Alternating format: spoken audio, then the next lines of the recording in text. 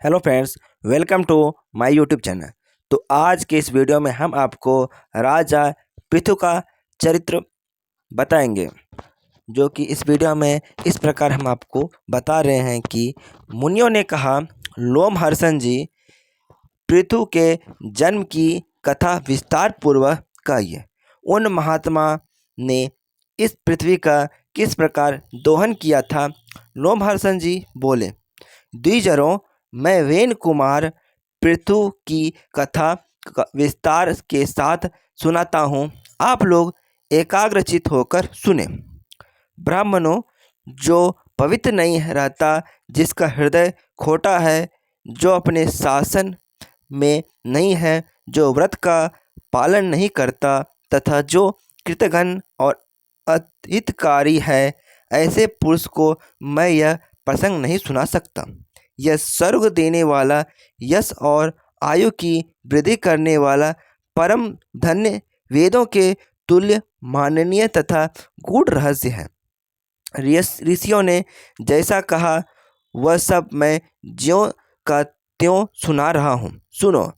जो प्रतिदिन ब्राह्मणों को नमस्कार करके वेन कुमार पृथु के चरित्र का विस्तार पूर्वक कीर्तन करता है, उसे अमुक कर्म मैंने किया और अमुक नहीं किया, इस बात का शोक नहीं होता है। पूर्व काल की बात है। अत्रि कुल में उत्पन्न प्रजापति अंग बड़े धर्मात्मा और धर्म के रक्षक थे। वे अत्रि के समान ही तेजस्वी थे। उनका पुत्र वेन था, जो धर्म के तत्वों को बिल्कुल नहीं समझता था। उसका जन्म मृत्यु कन्या सुनीता के गर्भ से हुआ था। अपने नाना के स्वभाव दोष के कारण वह धर्म को पीछे रखकर काम और लोभ में प्रवृत्त हो गया। उसने धर्म की मर्यादा भंग कर दी और वैदिक धर्मों का उल्लंघन करके वह अधर्म में तत्पर हो गया। विनाश काल उपस्थित होने के कारण उसने यह क्रूर प्रतिज्ञा कर ली थी कि किसी को यज्ञ और होम नहीं करने दिया जाएगा। यजन करने योग्य यज्ञ करने तथा यज्ञ भी मैं ही हूँ। मेरे ही लिए यज्ञ करना चाहिए, मेरे ही उद्देश्य से हवन होना चाहिए। इस प्रकार मर्यादा का उल्लंघन करके सब कुछ ग्रहण करने वाला अयोग्य वेन से मरीचि आदि सब महर्षियों ने कहा, वेन, हम अनेक वर्षों के लिए यज्ञ की दीक्षा ग्रहण करने वाले हैं। तुम अधर्म ना करो। यह यज्ञ आदि कार्य सनातन धर्म है। महर्षियों को यो कहते देख खोटी बुद्धि वाले वेन ने हंसकर कहा, अरे, मेरे सिवा दूसरा कौन धर्म का स्पष्ट है? मैं किसकी बात सुनूं? विद्या, पराक्रम, तपस्या और सत्य के द्वारा मेरी समानता करने वाला इस भूतल पर कौन है? मैं ही संपूर्ण प्राणियों की विशेषता, सब धर्मों की उत्पत्ति का कारण हूँ। तुम सब लोग मूर्ख और अचेत हो, इसीलिए मुझे नहीं जानते। यदि मैं चाहूँ तो इस पृथ्वी को भस्म कर दूँ, जल में बहा दूँ या भूलोक तथा दूतलोक भी रूंध डालूँ। इसमें तनिक भी अन्यथा विचार करने वाले की आवश्यकता नहीं है। जब महर्षिगण वेन को मोह और अहंकार से किसी तरह हटा ना सके, तब उन्हें बड़ा क्रोध हुआ। उन महात्माओं ने महाबली वेन को पकड़कर बांध लिया। उस समय वह बहुत उछल कूद मचा रहा था। महर्षि कुपित तो थे ही, वेन की बाईं जंघा का मंथन करने लगे। इससे एक काले रंग का पुरुष उत्पन्न हुआ, जो बहुत ही नाटा था। वह भयभीत हो हाथ जोड़कर खड़ा हो गया। उसे व्याकुल देख अत्रि ने कहा, निषीद। इससे वह निषाद वंश का प्रवर्तक हुआ और वेन के पाप से उत्पन्न हुए धीवरों की सृष्टि करने लगा। तत्पश्चात महात्माओं ने पुनः अग्नि की भांति वेन की दाहिनी भुजा का मंथन किया। इससे अग्नि के समान तेजस्वी पृथु का प्रादुर्भाव हुआ। वे भयानक डंकार करने वाला आजगव नामक धनुष, दिव्य बाण तथा रक्षार्थ कवच धारण किए प्रकट हुए थे। उनके उत्पन्न होने पर समस्त प्राणी बड़े प्रसन्न हुए और सब ओर से वहां एकत्रित होने लगे। वेन स्वर्गामी हुआ। महात्मा पृथु जैसे सतपुत्र ने उत्पन्न होकर वेन को पूम नामक नरक से छुड़ा दिया, उनका अभिषेक करने के लिए समुद्र और सभी नदियां रत्न एवं जल लेकर स्वयं ही उपस्थित हुई। अंगिरस देवताओं के साथ भगवान ब्रह्मा जी तथा समस्त चराचर भूतों ने वहां आकर राजा पृथु का राज्याभिषेक किया। उन महाराज ने सभी प्रजा का मनोरंजन किया। उनके पिता ने प्रजा को बहुत दुख किया था, किंतु पृथु ने उनको प्रसन्न कर लिया।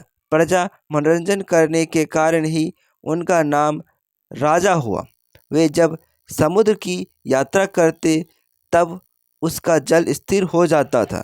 पर्वत उन्हें जाने के लिए मार्ग दे देते थे और उनके रथ की ध्वजा कभी भंग नहीं हुई। उनके राज्य में पृथ्वी बिना जोते बोए ही अन्न पैदा करती थी। राजा चिंतन करने मात्र से अन्न सिद्ध हो जाता था।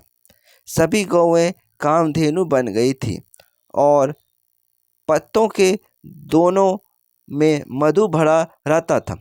उसी समय पृथु ने पैतामह ब्रह्मा जी से संबंध रखने वाला यज्ञ किया। उसमें सोमा भी विवेक दीन सूती यानी कि सोमरस निकालने की भूमि से परम बुद्धिमान सूत की उत्पत्ति हुई। उसी महायज्ञ में विद्वान मागध का भी प्रादुर्भाव हुआ।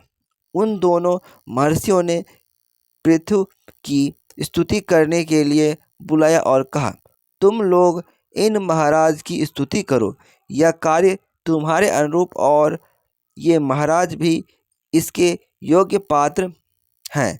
यह सुनकर सूत और मागध ने उन महर्षियों से कहा, हम अपने कर्मों से देवताओं तथा ऋषियों को प्रसन्न करते हैं। इन महाराज का नाम, कर्म, लक्षण और यश कुछ भी हमें ज्ञात नहीं है, जिससे इन तेजस्वी नरेश की हम स्तुति कर सकें।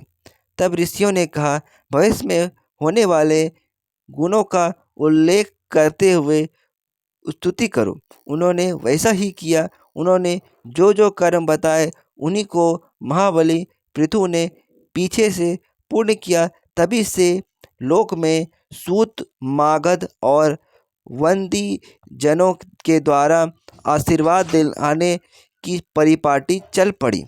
वे दोनों जब स्तुति कर चुके तब महाराज पृथु ने अत्यंत प्रसन्न होकर अनुपदेश का राज सूत को और मगध का मागध को दिया। पृथु को देखकर अत्यंत प्रसन्न हुई। प्रजा से महर्षियों ने कहा, ये महाराज तुम्हें जीविका प्रदान करने वाले होंगे। यह सुनकर सारी प्रजा महात्मा राजा पृथु की ओर दौड़ी और बोली, आप हमारे लिए जीविका का प्रबंध कर दें। जब प्रजाओं ने उन्हें इस प्रकार घेरा तब वे उनका हित करने की इच्छा से धनुष बाण हाथ में ले पृथ्वी की ओर दौड़े। पृथ्वी उनके भय से थर्रा उठी और गौ का रूप धारण करके भागी। तब पृथु ने धनुष लेकर भागती हुई पृथ्वी का पीछा किया। पृथ्वी उनके भय से ब्रह्मलोक आदि अनेक लोकों में गई, किंतु सब जगह उसने धनुष लिए हुए पृथु को अपने आगे ही देखा। अग्नि के समान प्रज्वलित तीखे बाणों के कारण उनका तेज और भी उद्विग्न दिखाई देता था। वे महान योगी थे।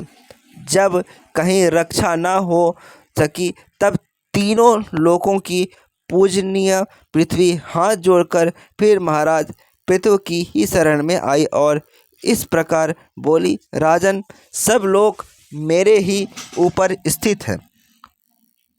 मैं ही इस जगत धारण करती हूँ। यदि मेरा नाश हो जाए तो समस्त प्रजा नष्ट हो जाएगी। इस बात को अच्छी तरह समझ लेना भूपाल। यदि तुम प्रजा का कल्याण चाहते हो तो मेरा वध ना करो। मैं तो बात कहती हूँ, सुनो।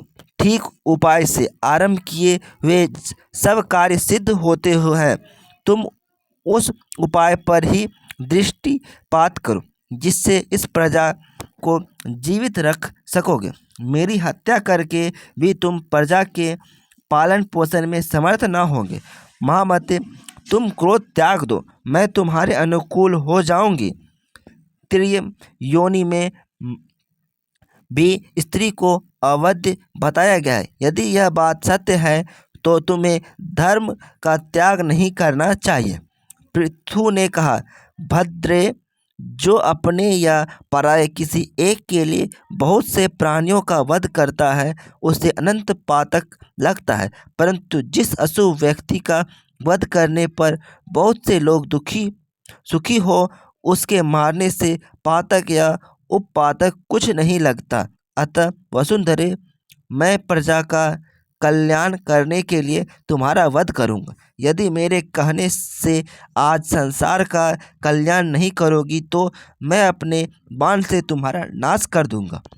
अपने को ही पृथ्वी रूप में प्रकट करके स्वयं ही प्रजा को धारण करूंगा। इसीलिए तुम मेरी आज्ञा मानकर समस्त प्रजा की जीव रक्षा करो, क्योंकि तुम समस्त प्रजा की जीव रक्षा करो, सबके धारण में समर्थ हो। इस समय मेरी पुत्री बन जाओ, तभी मैं इस भयंकर बाण को जो तुम्हारे वध के लिए उद्यत है मैं रोकूंगा।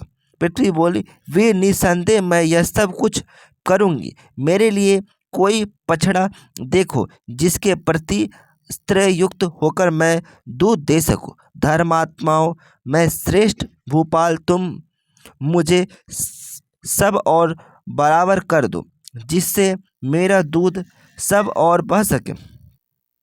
तब राजा पृथु ने अपने धनुष की नोक से लाखों पर्वतों को उखाड़ा और उन्हें एक स्थान पर एकत्रित किया। इससे पर्वत बढ़ गए। इससे पहले की सृष्टि में भूमि समतल न होने कारण पूर्व अथवा ग्रामों का कोई सीमाबद्ध विभाग नहीं हो सका था। उस समय अन्न, गोरक्षा, खेती और व्यापार भी नहीं होते थे। यह सब तो वेन कुमार पृथु के समय से ही आरंभ हुआ है। भूमि जो लोग भाग समतल था वहीं पर समस्त प्रजा ने निवास करना पसंद किया। उस समय जातक प्रजा का आहार केवल फल मूल ही था और वह भी कड़ी कठिनाई से मिलता था। राजा पृथु ने स्वयंभू मनुष्य को पछड़ा बनाकर अपने हाथ में ही पृथ्वी को दूहा। उन प्रतापी नरेश पृथ्वी से सब प्रकार के अन्नों का दोहन किया। उसी अन्न से आज भी अब प्रजा जीव धारण करती है। उस समय ऋषि, देवता, पितर, नाग, दैत्य, यक्ष, पुण्य, गंधर्व, पर्वत और वृक्ष संबंध ने पृथ्वी को दूहा। उनके दूध, बछड़ा, पात्र, दूहने वाला ये सभी पृथक पृथक थे। ऋषियों के चंद्रमा बछड़ा बने। बृहस्पति ने दूहने का काम किया। तपोमय ब्रह्म उनका दूत था और वेद ही उनके पात्र थे। देवताओं ने सुवर्णमय पात्र लेकर पुष्टिकारक दूध दुहा। उनके लिए इंद्र बछड़ा बने और भगवान सूर्य ने दूहने का काम किया। पितरों का चांदी का पात्र था। प्रतापी यम बछड़ा बने। अंत के ने दूध दुहा। उनके दूध को स्वधा नाम दिया। नागों ने तक्षक को बछड़ा बनाया और तुम्बी का पात्र रखा। ऐरावत नाग से दूहने का काम लिया और वीप रूपी दुग्धा दोहन किया। असुरों में मधु दूहने वाला बना। उसने माया में दूध दुहा। उस समय विरोचन बछड़ा बना था और लोहे के पात्र में दूध दुहा गया था। यक्षों का कच्चा पात्र था। कुबेर बछड़ा बने थे। रजत नाभ यक्ष दूहने वाला था और अंतर्धान होने की विद्या ही उनका दूध था। राक्षस सेंद्र में सुमाली नामक राक्षस बछड़ा बना और रजत नाभ दूहने वाला था। उसने कपाल रूपी पात्र में सोनित रूपी दूध का दोहन किया। गंधर्वों में चित्ररथ ने बछड़े का काम पूरा किया और कमल ही उनका पात्र था। सुरुचि दूहने वाला था और पवित्र सुगंध ही उनका दूध था। पर्वतों में महागरी मेरुन हिमवाक को बछड़ा बनाया और स्वयं दूहने वाला बनकर शिलामय पात्र में रत्नों एवं औषधियों को दूध के रूप में दुहा। वृक्षों में प्लक्ष बछड़ा था। खिले हुए साल के वृक्ष दोने का काम किया। पलाश का पात्र था और जलने तथा कटने पर पुनः अंकुरित हो जाता ही उनका दूध था। इस प्रकार सबका धारण पोषण करने वाली यह पावन वसुंधरा समस्त चराचर जगत आधारभूता तथा उत्पत्ति स्थान है। यह सब कामनाओं को देने वाली तथा सब प्रकार के अन्नों को अंकुरित करने वाली है। गोरूप पृथ्वी मेदिनी के नाम से विख्यात यह समुद्र तट के पृथ्वी ही अधिकार में थी। मधु और कैटव के मेद से व्यास होने के कारण यह मेदिनी कहलाती। फिर राजा पृथु की आज्ञा के अनुसार भूदेवी उनकी पुत्री बन गई, इसीलिए इसे पृथ्वी भी कहते हैं। पृथु ने इस पृथ्वी का विभाग और शोधन किया, जिससे यह अन्न की खान और समृद्धिशालिनी बन गई। गांवों और नगरों के कारण इसकी बड़ी शोभा होने लगी। वेन कुमार महाराज पृथु का ऐसा ही प्रभाव था। इसमें संदेह नहीं कि वे समस्त प्राणियों के पूजनीय और वंदनीय हैं। वेद वेदांगों के पारंगत विद्वान ब्राह्मणों को भी महाराज पृथु की ही वंदना करनी चाहिए, क्योंकि वे सनातन ब्रह्मयोनि हैं। राज्य की इच्छा रखने वाले राजाओं के लिए भी परम प्रतापी महाराज पृथु ही वंदनीय है। युद्ध में विजय की कामना करने वाले पराक्रमी योद्धाओं को भी उन्हें मस्तक झुकाना चाहिए, क्योंकि योद्धाओं में वे अग्रण्य थे। जो सैनिक राजा पृथु का नाम लेकर संग्राम में जाता है, वह भयंकर संग्राम से भी सकुशल लौटता है और यशस्वी होता है। वैश्य वृत्ति करने वाला धनी वैश्यों को भी चाहिए कि वे महाराज पृथु को नमस्कार करें, क्योंकि राजा पृथु सबके वृत्तादाता और परम यशस्वी थे। इस संसार में परम कल्याण की इच्छा रखने वाला तथा तीनों वर्णों की सेवा में लगे रहने वाले पवित्र शूद्रों के लिए भी राजा पृथु ही वंदनीय है। इस प्रकार जहाँ पृथ्वी को दूहने के लिए जो विशेष बछड़े दूहने वाला दूध तथा पात्र कल्पित किए गए थे, उन सब का मैंने वर्णन किया। तो फ्रेंड्स, मैंने आपको इस वीडियो में एक कथा को सुनाया। Thanks for watching my videos.